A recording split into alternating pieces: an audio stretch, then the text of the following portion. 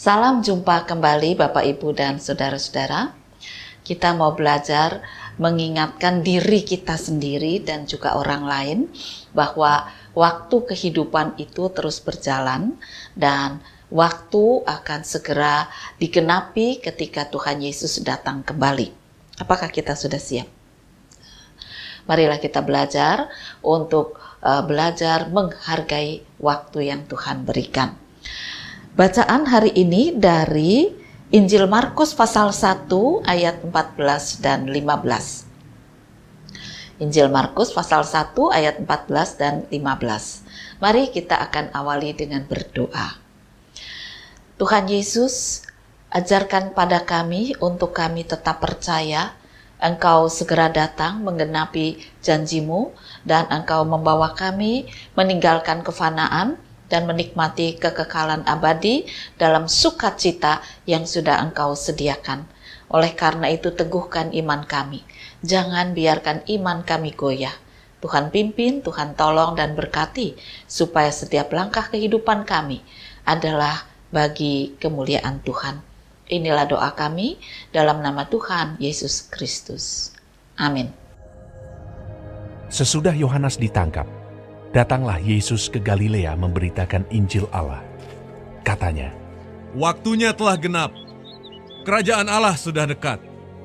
Bertobatlah dan percayalah kepada Injil."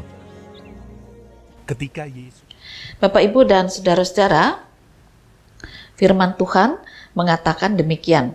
Sesudah Yohanes ditangkap, datanglah Yesus ke Galilea memberitakan Injil Allah. Katanya, waktunya telah genap. Kerajaan Allah sudah dekat, bertobatlah dan percayalah kepada Injil. Bertobat ini bukan hanya ditujukan kepada mereka yang belum mengenal Kristus, tapi kepada kita yang sudah mengenal Kristus pun diharapkan kita mengalami pertobatan kembali, karena ternyata ya kita masih punya banyak salah. Jangan sampai ketika waktunya betul-betul sudah genap Tuhan datang, kita tidak dikenal oleh Tuhan kita karena kita banyak melakukan dosa dan kita tidak mengalami pertobatan. Bapak, Ibu, dan Saudara-saudara, ada seorang ibu yang sederhana, dia tidak pandai membaca, menulis, dia cuma pedagang kecil di sebuah pasar di desa kecil. Jadi sudah desa, juga pasarnya kecil gitu ya. Dan juga tidak buka setiap hari. Nah, satu hari dia didatangi temannya. Dulu ketika teman itu masih tinggal di desa, lalu teman itu sekarang sudah tinggal di kota dan sudah berhasil. Dan teman itu dengan sukarela memberikan sejumlah uang kepada ibu ini. Ya, ini pakai ya untuk membesarkan modalmu, daganganmu. Mudah-mudahan kamu bisa menjadi lebih baik. Nggak banyak, tapi ya cukup berharga gitu ya. Setelah temannya pulang, ibu itu terkejut.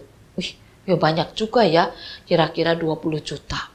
Ya, itu bukan uang kecil juga. Walaupun oleh orang kaya tadi cuma dibilang seadanya ya. Tapi untuk ibu yang di desa ini, wah ini besar juga. Lalu ketika dia pulang sampai di rumah, dia cerita pada suami dan anaknya, mereka bingung, mah itu uang harus segera disimpan di tempat yang baik loh. Nanti kalau didengar orang, apalagi tadi waktu temanmu kasih, orang-orang di pasar kan tahu, ya tahu. Tapi jumlahnya nggak tahu, iya. Tapi mereka tahu kan, ibu dikasih uang, iya tahu. Nah, berbahaya. Siapa tahu nanti ada pencuri, ada orang jahat, ada orang nggak jujur. Wah, ibu ini juga mikir, suaminya juga mikir, mereka orang-orang sederhana, anak-anaknya belum terlalu besar juga ya. Mereka akhirnya bingung, mau dititipkan di mana. Secara tradisi ya di rumah saja nggak aman. Tapi kalau mereka ke bank, namanya juga mereka tidak pandai. Bagaimana mereka bisa mengerti itu uang diolah di bank dan keamanannya?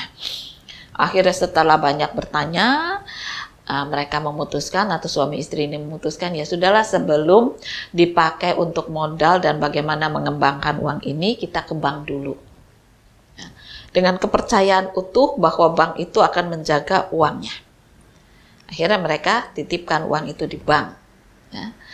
Pulang itu sambil jalan, si bapak tanya sama istrinya, itu caranya kerja bank tuh gimana ya?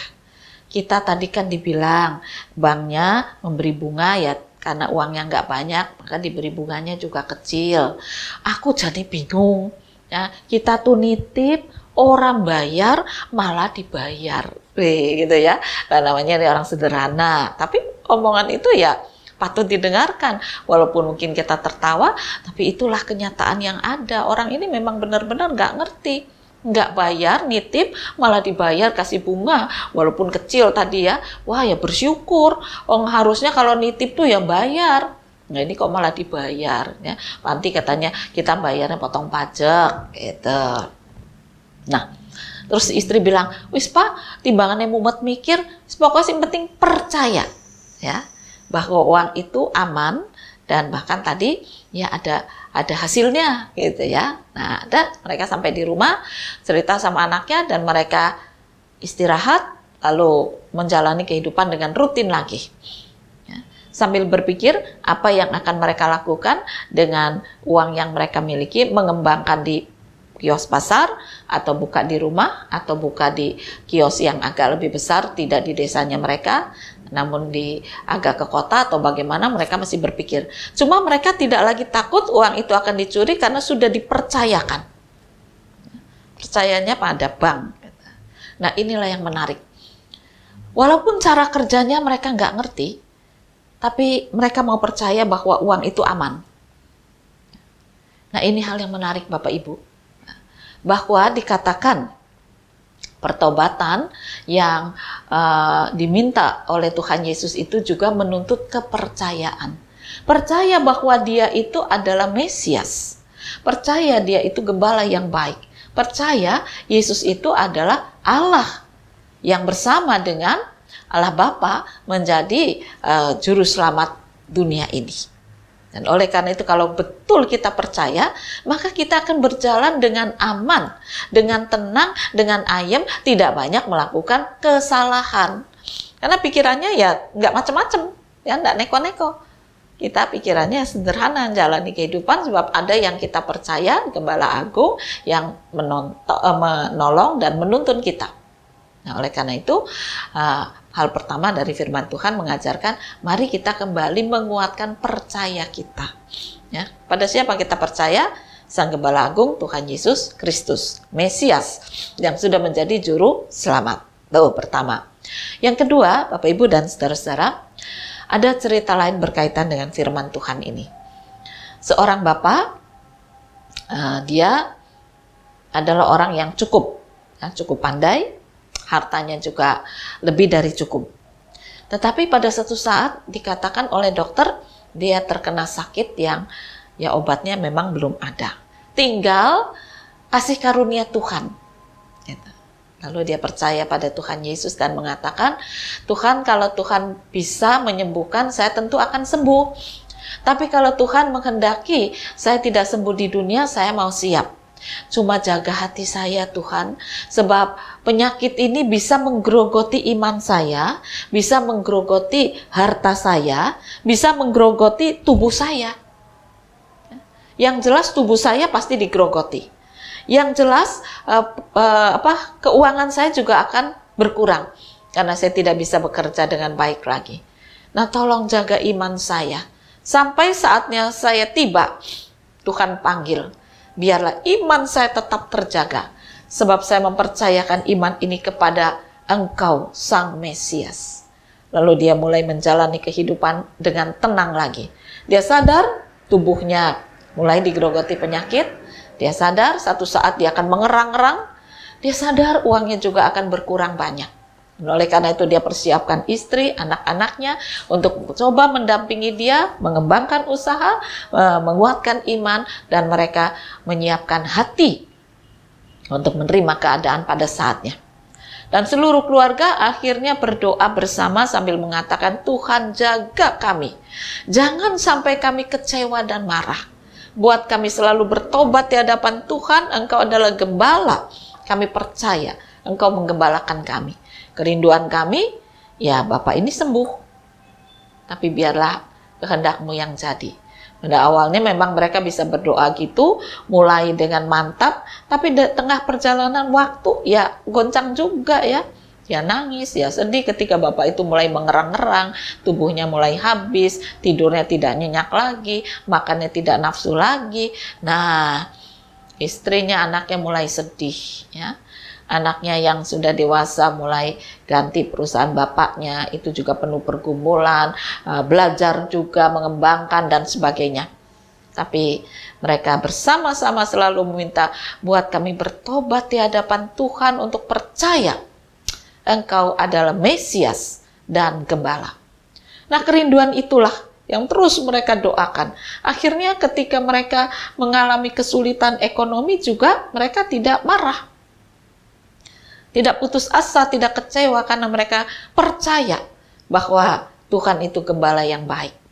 Pasti akan ada cara untuk membawa bapak ini kalau Tuhan izinkan sembuh dengan pengobatan-pengobatan yang mahal. Tapi akhirnya ya tidak bisa juga. Setelah beberapa tahun bertahan dengan pengobatan-pengobatan dan harta mereka juga sudah banyak terkuras, akhirnya kondisi bapak itu makin menurun. Dan mereka katakan, terima kasih Tuhan, Engkau sudah memberikan waktu cukup panjang, bukan 1-2 bulan seperti diperkirakan dokter, tapi beberapa tahun.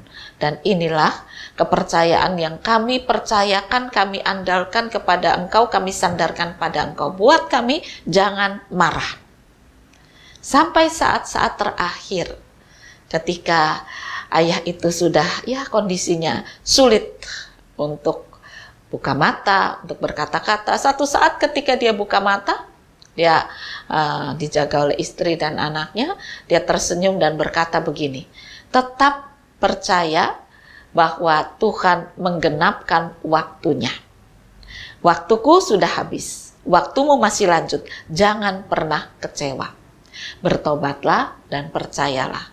Waktu Tuhan, waktu yang tepat. Ya. Sekarang waktu Tuhan digenapkan pada diriku. Aku sudah melihat surga. Nah, besok ketika waktunya genap buat kalian, kamu juga akan melihat surga. Dan tidak lama kemudian, memang Bapak itu sungguh-sungguh melihat surga. Bapak, Ibu, dan saudara-saudara, dua cerita ini menggambarkan peristiwa hari lepas. Ada orang sakit yang tidak bisa terima, marah, jengkel.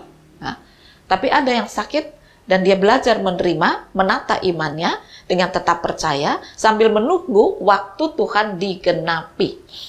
Dan dia selalu berdoa, sampai waktu Tuhan digenapi, biarlah imanku tetap sehat. Imanku tetap percaya kepada Engkau Sang Mesias. Dan Tuhan menjaga, jatuh bangun dijaga oleh Tuhan. Bukannya tidak goncang secara ekonomi, goncang. Secara iman sempat goncang. Tapi toh mereka dipulihkan, dikuatkan karena apa yang mereka inginkan. Ketika waktunya genap, mereka tetap ingin bersama dengan Tuhan. Oleh karena itu, mari kita belajar dari dua cerita. Yang satu dalam kesederhanaan, percaya uangnya aman, cara kerjanya nggak ngerti, malah mereka bingung kok malah dibayar itu ya. Jadi kepercayaan yang utuh. Nah, nggak tahu dah caranya gimana. Ya. Tapi kami percaya. Yang kedua, ketika orang itu dalam keadaan susah, dia juga mau percaya.